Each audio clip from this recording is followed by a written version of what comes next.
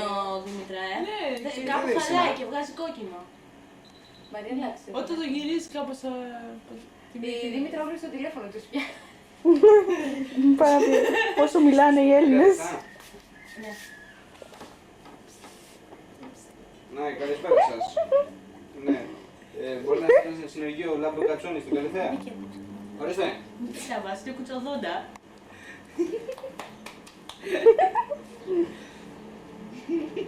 Ναι, και η Μαρία εδώ. Καλά λες. Η μαμά σου μπορεί έτσι να τη χοντρένει. Ναι, πώς...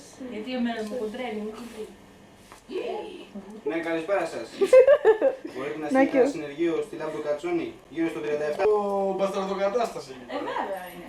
Ενώ εμείς έχουμε τις μεσογειακές γυναικάρες, ξέρεις, που 2 μέτρα γυναίκα με λαχρινή. Δεν είναι όλες δύο μέτρα. Χρώμα στην παραλία, το σοκολάτι. Όχι το γάλα.